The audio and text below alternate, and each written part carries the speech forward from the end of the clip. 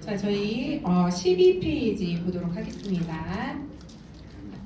큰이건 신구약 중간실에 공부하기.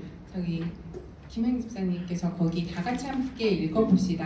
한번 읽어주시겠어요? 12페이지입니다.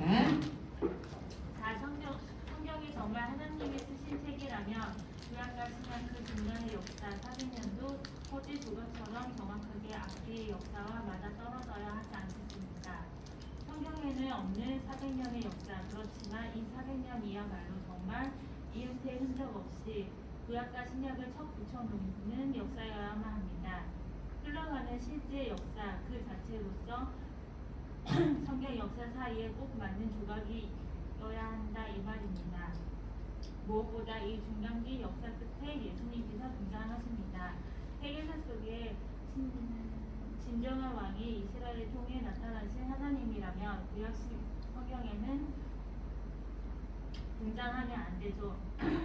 성경이 다루지 않는 400년의 실제 역사 자체도 그의 왕 되심을 증명해야만 할 것입니다. 느부갓네살에게 외치셨던 하나님의 왕권이 정말 세계사 속에서 사실로 나타나야 한다 이 말이죠. 네, 감사합니다. 한나 집사님 그 뒤에 좀 읽어주겠어요? 남방 유다를 정복한 바벨론, 바벨론을 정복한 바사, 바사를 정복한 헬라, 또 헬라를 정복한 로마 시대까지의 제국 역사가 무엇입니까? 바로 느부갓네살이 보았던 신상 아닙니까? 성경은 이스라엘 나라가 없어지지 않고 어떻게 계속 세계사 속에 남을 것인지 다니엘을 통해 예견했습니다. 그런데 정말 400년 동안 정확하게 4개의 제국이 나타나는 거예요. 이것을 염두에 두고 내 제국을 정리해 봅시다. 또한 사람의 손에 의하지 않은 뜨인 돌이 나타나 신상에 발을 쳤더니 신상이 우르르 무너진 것을 기억하십시오. 세계 제국사를 무너뜨릴 영원한 하나님의 나라가 도래하는 때가 어느 때입니까? 세계사 속에서 로마 제국 때를 말합니다. 예수님이 출현하시는 때입니다. 자, 이제 신약시대로 이어지는 제국주의 세계사 정치, 그 틈새에 나타나는 유대 공동체의 신학사조, 그러면서 조성되는 새로운 문화 발생, 이런 내용들을 정리하고 신약으로 넘어가십시다. 네, 화면 보시면 여러분 저희가 다니엘 공부할 때 이거 느부갓네살 왕의 꿈 해석했던 거 기억이 나실 거예요. 느부갓네살은 저 바벨론 때였거든요. 그래서 바벨론 왕은 저 금 머리를 뜻합니다. 뭐 이러면서 은은 바사고 그다음 헬라고. 그러니까 그 당시에는 바벨론, 바사, 헬라, 로마라는 말은 없었지만 이렇게 제국이 흘러갈 겁니다. 그 왕 때는 금머리고 그 다음은 은의 나라고 그 다음 노시고 철이고 이런 나라가 제국이 흘러갈 거예요 라고 다니엘이 꿈의 해석을 해줬던 거 기억나시죠? 자, 이걸 기억을 하시면서 저희들 한번 신구약 중간사로 들어가 볼게요. 자, 우리가 구약의 마지막 말라기부터 예수님이 탄생하시는 시기까지 400년의 공백이 있다고 했어요. 제 성경책으로 보니까 2장 차이더라고요. 말라기부터 마태복음까지. 자, 그 2페이지밖에 안 되지만 400년의 공백이 있다는 것을 기억하셔야 돼요. 우리는 그 시기를 신구약 중간 시기 혹은 하나님께서 말라기 때부터 마태복음 예수님 오시기 그때까지 침묵하시거든요. 그래서 우리는 그 시기를 암흑시기라고 얘기하기도 합니다. 자, 그런데 우리가 이 성경에서 이 신구약 중간사를 기록하고 있지 않잖아요. 그런데 우리가 이 신구약 중간사를 이해하지 못하면 정말 신약을 조금 이해하기가 어렵습니다. 특히 우리가 신약을 읽을 때 보면 내용도 별로 안 되고 사실 말씀하시는 것도 되게 명료한 것 같은 느낌이 들거든요. 그런데 공부하시다 보면 아시게 돼요. 이 신약이 구약보다 훨씬 어렵습니다. 이해하기가. 왜냐하면 신약은 구약과 이 신구약 중간사를 다 이해해야만 이해될 수 있는 것들이 많아서 그래요. 여러분 그 내비게이션 보시면 구약 내비게이션 있고 신약 내비게이션 있잖아요. 신약 내비게이션이 더 두꺼워요. 여러분 체크를 안 해보셨겠지만 보시면 왜 그럴까요? 양은 적은데 신약 내용이 더 많단 말이에요. 성경은 적지만 그만큼 이야기해야 될 게 많다라는 거거든요. 그래서 우리가 이렇게 공부하는 김에 구약을 이미 공부했으니까 우리가 신구약 중간사도 잘 알아서 신약을 한번 잘 이해해 보자는 거죠. 자, 그러면 유다가 멸망하는 그 시기가 바로 바벨론 시기였습니다. 바벨론 때였어요. 자, 그래서 유대는 70년간 바벨론의 통치를 받게 됩니다. 그런데 이렇게 혜성처럼 나타났던 바벨론 90년 만에 사라지게 되거든요. 그리고 나서 포로 공동체가 귀환하는 그때가 바로 페르시아 때라는 거예요. 자, 나라는 멸망했지만 예레미야의 예언대로 70년 만에 정말 예루살렘으로 되돌아옵니다. 그리고 나서 페르시아에 200년 동안 통치를 받게 돼요. 자, 그럼 그때 통치받는 대상이 누구냐는 거예요. 나라는 없어졌다고 했잖아요. 이스라엘이란 나라는 사라졌어요. 자, 그러면 이때 통치받는 대상이 누구냐? 그 후손만이 돌아온 거거든요. 그 후손만. 그럼 통치받는 대상은 나라 없는 유대인이라는 거예요. 유대인. 자, 에스라 공동체. 우리가 그때 에스라 공부하면서 에스라 공동체라는 얘기도 했었습니다. 유대인이라는 이름은 사실은 뭐 여러 가지 설이 있어요. 자, 그런데 저 바벨론으로 포로로 잡혀가잖아요. 그래서 그때 포로로 잡혀갔을 때 다른 지역의 노예들하고 팔레스타인의 노예하고 그때 노예인가 잡혀갔잖아요. 근데 노예하고 구분짓기 위해서 쟤네는 유대인이야 이렇게 부른 데서 유래됐다는 설이 가장 유력합니다. 그래서 어찌됐든 유대인이란 말이 그렇게 포로로 잡혀갔을 때 생긴 말이구나 이렇게 생각하시면 될 것 같아요. 자, 유대인의 후손이 돌아온 거거든요. 그리고 나서 에스라가 등장해가지고 그들의 말씀으로 에스라를 통해서 이제 종교 개혁이 막 일어난 거죠. 자, 예레미야의 예언대로 이들이 70년 만에 돌아와요. 자, 그러니까 얼마나 신기하겠어요. 이 포로 귀한 백성들이 진짜 예언이 맞았구나. 진짜 하나님 말씀이 맞았네. 우리가 70년 만에 돌아왔어. 이렇게 될 수밖에 없었겠죠. 자, 그래서 이 사람들이 말씀 공부가 재밌어지기 시작한 거예요.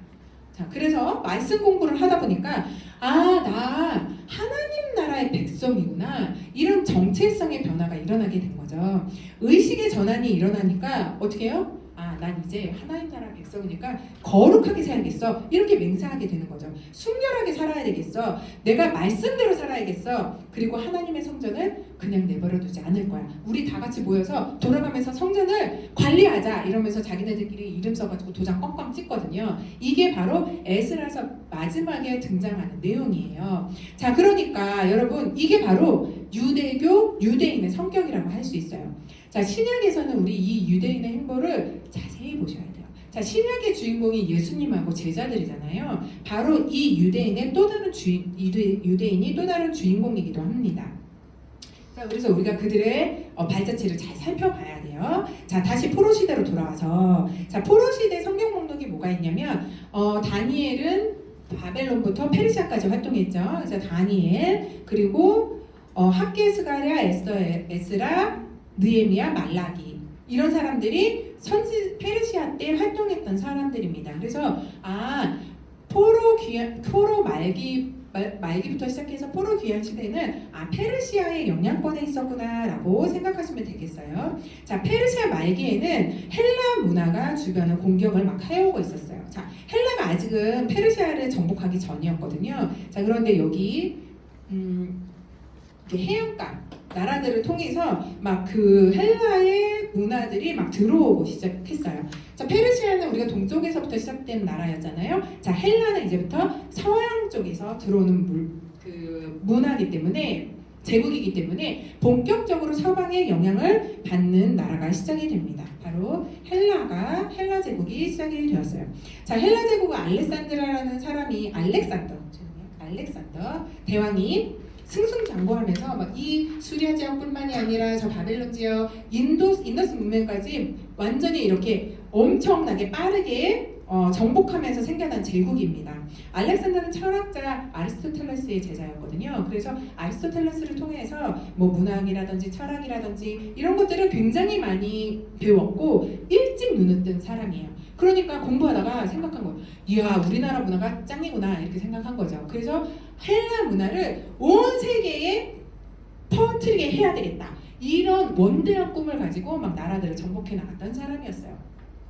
자, 알렉산더가 헬라화의 그 기초를 마련하게 되는데 우리가 헬레니즘이라는 말도 있잖아요. 근데 우리가 예수님이 살고 계셨던 시대는 로마 시대인데 그 로마 시대까지도 이 헬라 문화가 굉장히 뿌리 깊게 자리 잡고 있었습니다. 그래서 유대인의 세속화라든지 뭐 유대인들의 헬라화라든지 이런 것들이 굉장히 많이 이루어져 있던 상태였고 그 시대에 뭐 스토아파라든지 에피쿠로스파라든지 이런 영지주의, 이원론주의가 굉장히 편만하게 로마 시대 때는 펼쳐져 있었어요. 그러니까 헬라 문화가 정말 그러니까 문화, 철학, 정신을 지배하는 것들이 굉장히 영향력을 깊이 있고 길게 유지하고 있음을 우리가 알 수 있습니다.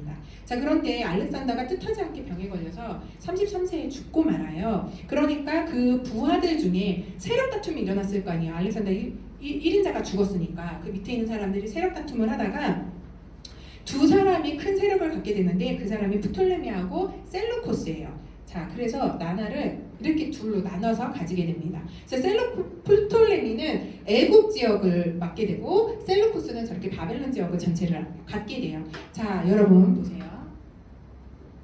여기가 팔레스타인 땅이거든요. 이집트 땅, 그 이스라엘 땅이 딱 중간이잖아요. 자, 그래서 이 두 나라가 저 나라를 갖기 위해서 저 지역을 갖기 위해서 경쟁하다가 결국엔 처음에는 프톨레미가 먼저 저기를 통치를 하게 됩니다. 그래서 프톨레미 왕국에서 100년 동안 저기를 다스리게 되는데 여러분 프톨레미가 지금 애굽 지역이잖아요. 애굽 지역이긴 해요. 자, 그런데 지금 다스리는 사람은 누구예요? 제가 다스리는 사람이 누구라 했어요? 알렉산더 부하라 그랬잖아요. 어디서 온 사람이에요? 헬라에서 온 사람이에요. 이집트의 속국인데 지금 이스라엘 그 팔레스타인 땅이 이집트의 속국인데 헬라의 영향권에 있구나 이렇게 생각하셔야 돼요. 지금 아직은 헬라의 영향권에 있어요. 이 나라가. 그래서 100년 동안 다스림을 받게 되는데 이때 아주 중요한 업적이 생겨요. 뭐냐면 프톨레미 2세 때 BC 한 3세기경인데 프톨레미 2세 때에 여기에 알렉산드리아라는 도시가 있었어요. 굉장히 큰 도시였는데 그 알렉산드리아라는 이 도시 안에 큰 도서관이 있었거든요. 근데 이 프톨레미 2세가 수집광이었던 거예요. 책 수집광. 근데 이 도서관에 세계의 모든 책을 갖다 놓으리라. 그런데 성경책을 딱 보니까 성경책이 무슨 언어로 되어 있어요? 히브리어로 되어 있어요. 그러니까 이 책 좀 번역해서 여기 도서관에 갖다 놔 이런 거예요. 그래서 처음 이때 최초의 번역본이 생기게 되는 거죠. 이것을 우리가 70인역, 70인본, 70인경, 70인역이라고 부릅니다. 이 대단하게 큰 업적이에요. 왜냐하면 예수님 시대 때, 로마 시대 때 있잖아요. 그때 공용어가 헬라어거든요. 그래서 이 시대에 신약 시대에 와가지고 정말 그 예수님의 말씀, 이 열방의 복음이 전해질 수 있는 굉장히 중요한 업적이라고 할 수 있습니다. 그리고 나서 100년 뒤에 지금 프톨레미가 다스리고 있는데 이 셀루쿠스가 팔레스타인 땅을 다시 점령하게 돼요. 100년 동안 프톨레미의 지배하에 있었어요. 저 팔레스타인 지역에 있던 사람들이. 그러니 셀루쿠스가 오니까 엄청 환영했겠죠. 문을 활짝 열어줬어요. 자, 그러니까 얘가 그래, 너네 나한테 되게 우호적이네. 나도 너희들한테 잘해줄게. 이러면서 너네가 원하는 하나님 마음껏 섬겨 이렇게 얘기한 거예요. 그런데 시간이 지나가지고 셀루쿠스 왕조의 안티오코스 4세라는 사람에 의해서 반유대적 칙령이 반포가 돼요. 자, 왜냐면 여러분 이렇게 보시면요. 자, 지금 이 시대인데 프톨레미 왕국도 있고 셀루쿠스 왕국도 있잖아요. 보라색이 로마예요. 그리고 알렉산더 제국, 그리스가 아직도 남아있어요. 헬라 제국. 그리고 맨 오른쪽에 보면 페르시아거든요. 근데 이 나라들이 이렇게 있다가 점점 로마가 뚱뚱뚱뚱 결국에는 모든 나라를 다 잡아먹어버리거든요. 로마가. 그래서 이렇게 로마가 계속해서 쳐들어오고 있다 보니까 자신들의 정체성을 지켜야 할 위기를 느끼게 된 거예요. 난 헬레니즘을 지켜야 되는데 이런 거죠. 자, 그래서 예수님 우리 예수님이란다. 성전을 제우스 성전으로 바꾸고요. 부정하게 여겼던 돼지고기가 막 제물로 올려지기도 하고 제물로 바쳐지고 그랬습니다. 그리고 전쟁에서 로마하고 전쟁을 했어. 졌어요. 그럼 어떻게 해야 돼? 조공도 막 바쳐야 되잖아요. 그러니까 재정적인 문제도 필요했던 거예요. 그래서 성전에 맸던 금도 막 다 떼가고 막 이러거든요. 그래서 이때 너무 이제 핍박이 심하니까 참지 못한 그 보수파 유대인들이 있었어요. 그 유대인들이 하시딤 운동이라는 것을 일으킵니다. 말씀 운동이에요. 우리 말씀으로 돌아가자. 이런 운동이거든요. 우리 이제 유대인으로 살아야겠어. 지금처럼은 못 살아. 이런 거죠. 그러다 보니까 반헬라 문화를 주창하는 봉기가 일어나요. 우리 포로 귀환 시대를 봤던 에스라 말씀 운동처럼 그런 운동이 일어나기 시작하는 거죠. 그래서 이때 율법이란 무엇인가를 심각하게 고민하게 되고 이때 등장하는 것이 미시나법, 신약에 등장하는 장로의 유전이라고 우리가 할 수 있습니다. 자, 우리가 흔히 알고 있는 탈무드 뭐 이 정도로 생각하시면 될 것 같아요. 근데 이때 등장하는 사람들이 있는데 바로 서기관입니다. 말씀을 가르쳐주는 사람들 그때 등장하게 돼요. 근데 이때 바로 이것과 맞물려 가지고 마카비 혁명이라는 게 일어나거든요. 너무 핍박이 심하니까 마따디아라는 제사장을 중심으로 해서 무력으로 투쟁을 일으키는 거예요. 전쟁을 일으켰는데 그 전쟁에서 이기게 됩니다. 그래서 이때 처음 이기고 나서 처음 했던 일이 뭐냐면 성전을 깨끗하게 해요. 그래서 생긴 날이 수전절. 저희 그 신약에 가서 보게 될 거거든요. 수전절. 성전을 깨끗하게 한 날입니다. 이거를 이렇게 불렀고요. 그리고 100년 동안 이 독립국가가 유지가 되게 됩니다. 여러분 보시면 이거 아까 지워놨어야 되네요. 자, 이렇게 악필은 아닌데 여기에다가만 쓰면 이렇게 돼요.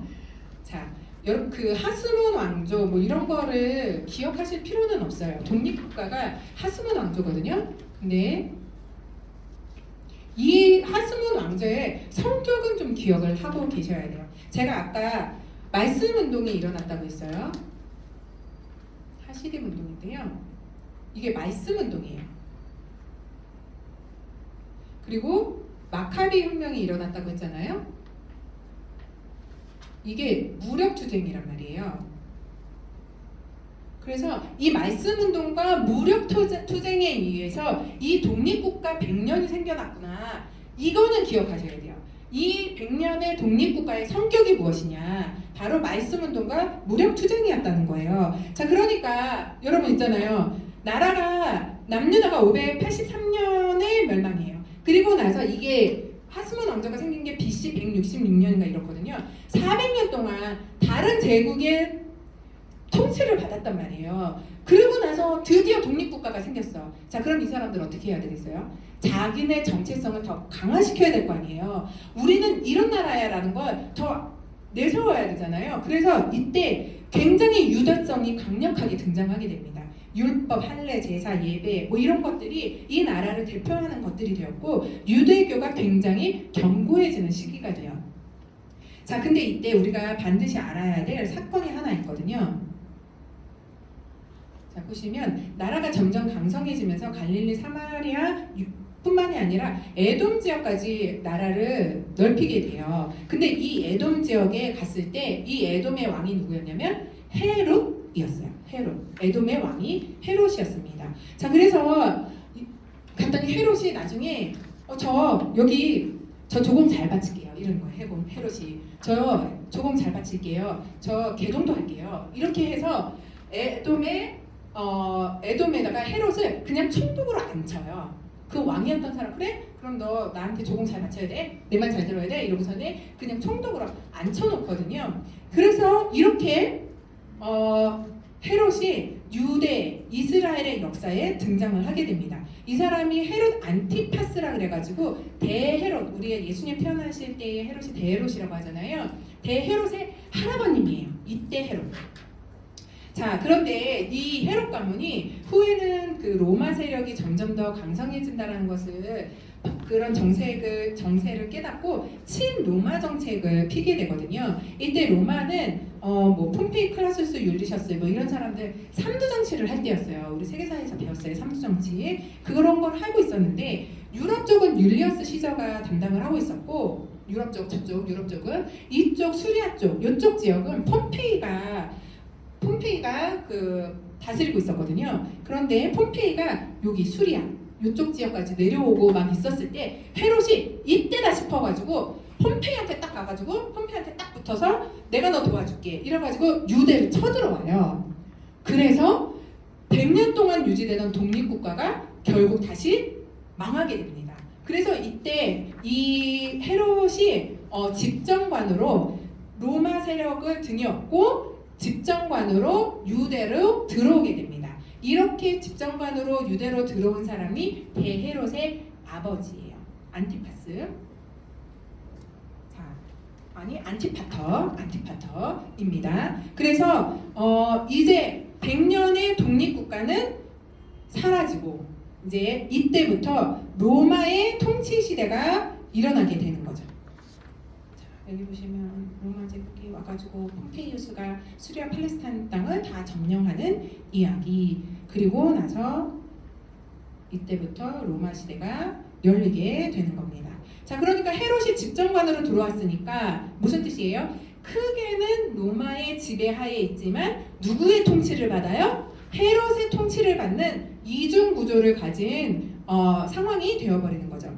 자, 그 후에 이제 폼페이하고 율리어스 시저가 패권을 놓고 둘이서 막 싸우다가 율리어스 시저가 결국엔 승리하고요. 근데 얼마 지나지 않아가지고 충신이었던 브루투스에 의해서 율리어스 시저가 죽임을 당하게 돼요. 그래서 율리어스 시저의 양아들이었던 옥타비아누스와 그 신하였던 안토니우스, 이 두 사람이 로마를 다스리게 되거든요. 근데 이쪽 유럽 쪽은 옥타비아누스,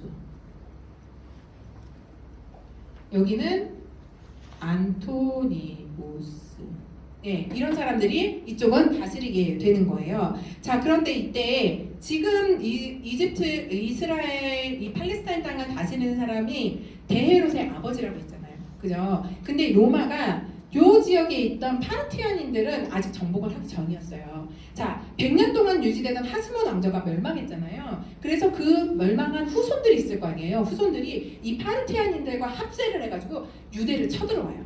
그래서 그 대헤롯의 아버지였던, 지금 집정관으로 팔레스타인 땅을 다스리고 있던 그 헤롯을 죽여요. 그랬을 때 아들이었던 대헤롯이 이집트로 도망갔다가 로마로 가게 됩니다. 그래서 로마에서 이쪽 지역을 다스리고 있는 안토니우스를 만나서 로비 활동을 펼치게 돼요. 그러면서 막 뇌물도 막 갖다 주면서 내가 너네 말 잘 들을게, 내가 너네한테 조공도 잘 바칠 거야, 뭐 이렇게 얘기를 하는 거죠. 그래서 이 대헤롯이 로마 군을 등였고 다시 유대로 들어오는데 이때 이름이 유대인의 왕입니다.